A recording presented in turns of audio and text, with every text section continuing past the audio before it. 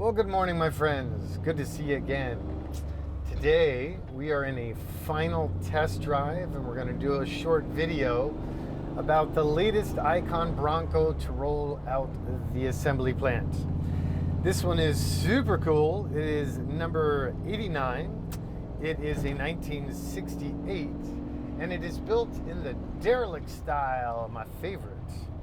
You know, we've done a bunch of blue Derelict Broncos lately. I don't know why, but it's odd even more that a lot of the orders we're getting from clients for standard Icon new school and old school Broncos are in various shades of blue as well. So it must be a blue mood for people. This truck has such a great patina, cool history. It must have been owned by quite the outdoorsman, and he was apparently a firefighter. And the gentleman who purchased the truck is also a firefighter.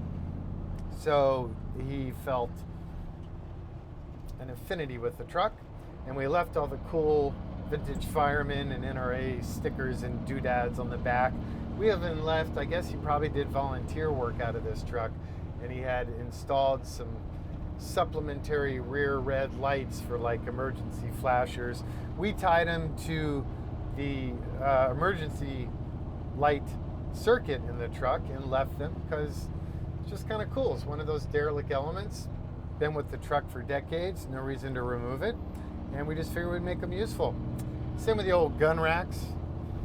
Client's an outdoorsman. Original owner we sourced the truck from was an outdoorsman. And it's just kind of fun. Gives it more character, right? All right, let's see here. It original paint, tons of heavy patina, a couple scratches, dents, and dings, but oddly enough, there was just no rust at all on this body. It was really, really, really in nice shape. We ended up cheating and stealing the hardtop from another truck because it had like two super cheesy hacked in like RV pop-up roof vent things that we just weren't going to be able to fix correctly. And we got lucky because we had a same year, same patina level Wimbledon white top in stock. So we just did the old Shiftola, and you would have never known if I wasn't so honest. But who really cares? We did the Icon style swing away tire carrier, and we patinaed both the new carrier assembly as well as the rear bumper, and just kind of keeps it retro, works real clean. The Icon Lizard is always present on all of our builds, and on the Derelicts we'll generally put them on the body. In this case, we thought up there on the front passenger corner of the hood next to the bullet hole that went straight through the crown of that front fender was a good spot for him to catch some sights and some sun. Mechanically, this truck features, of course, the Coyote 5-liter aluminum fuel-injected V8. Great motor, tons of power. You'll find it in the current production Mustang GT. And ever since we started putting these in, they've been growing in popularity with vintage Ford truck and Bronco fans, especially now that you really can get some good control out of ECU and remap the power curve to be appropriate for a truck application, which was really a challenge in the beginning. So we're really happy to see so much tuning retrofit culture having grown around the Coyote, because Ford Racing kind of just says, here's a motor, you figure it out. So it's super cool to see a lot of the aftermarket come in to help support different solutions. Still not nearly as much as we find for General Motors platforms, but still surely welcomed, and makes our jobs that much easier. Of course, we are running the Ace & Warner AX15 5-speed manual tranny. That in turn sends power through to the Atlas 2 twin-stick shift-on-the-fly part-time four-wheel drive transfer case. You have separate transfer case controls for the front and rear axles. And then we're running the Dana architecture-based axles done by Curry Industries for us. Those are all 100% new, down to the castings, and the housings are powder-coated. We're running the fine spline front axles. It's a 44 based high pinion architecture, And in the rear, it's the ever so burly Dana 60 based architecture. On the outside ends of those axle assemblies, you will find our beloved Icon Brembo Hydro Boosted Sport brakes. And in the center, in the diffs, you will find the optional ARB locking front and rear differentials for really maximum off-road access and really precise control, because you can really fine-tune where you want engine power sent. Of course, it's got power steering. They always do. AC, vintage air, Gen 4 in-dash. The dash assembly, while it appears to be original, is not. It's the Icon design version where we take some liberty with the layout. We increase the angle so the bottom of the dash kicks out just a little bit more, which allows us to fit the biggest, baddest, and best of the AC units on the market. And then we do in-dash AC vents, none of that hang-down crap. And they're steel and aluminum, double hard-coat anodized for the louver balls. Gauges, Icon design package done for us by our friends here in the United States at Dakota Digital. So that tells you everything you're going to need to know, and then some. And it does like 0 to 60 in quarter mile and trip meter, and supports check engine light functions and all the basic stuff you would expect. Steering wheel, we did the early style 2-spoke wheel, custom horn center, machined stainless steel, polished up real nice. The steering wheel is new and aftermarket.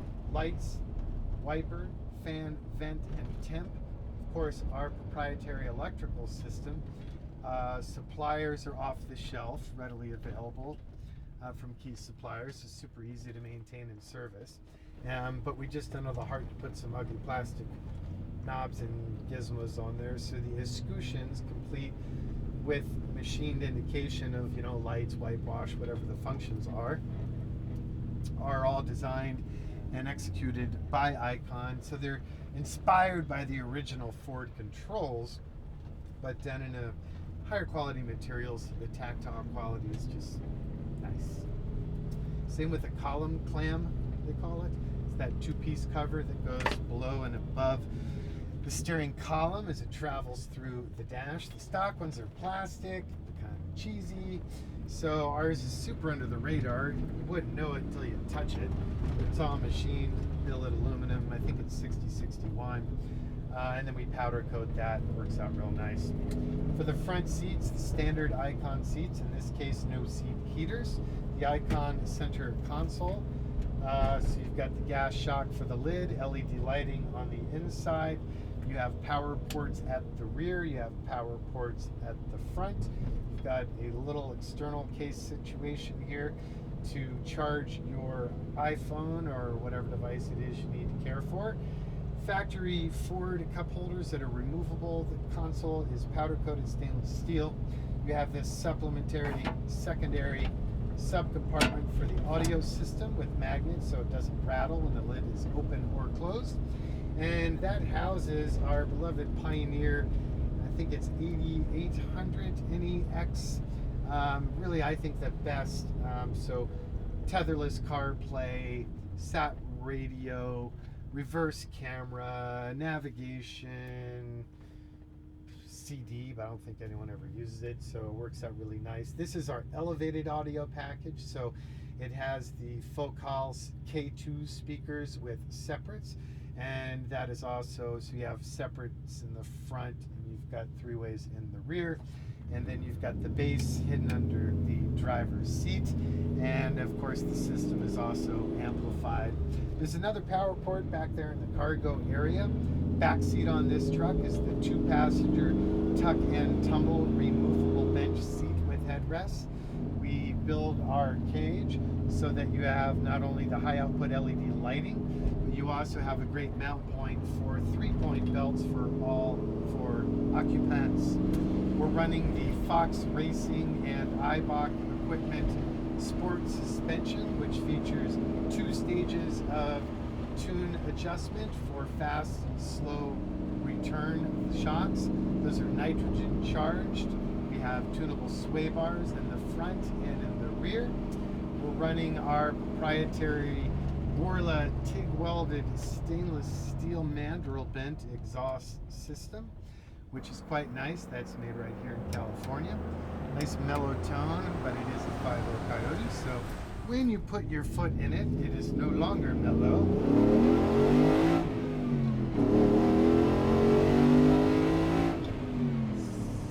So nasty, good. We had some fun with the textiles, or rather leathers, in the case of this truck. We're running more in Giles sourced leather, so you have this sort of gingham textured nubuck or suede in the inserts.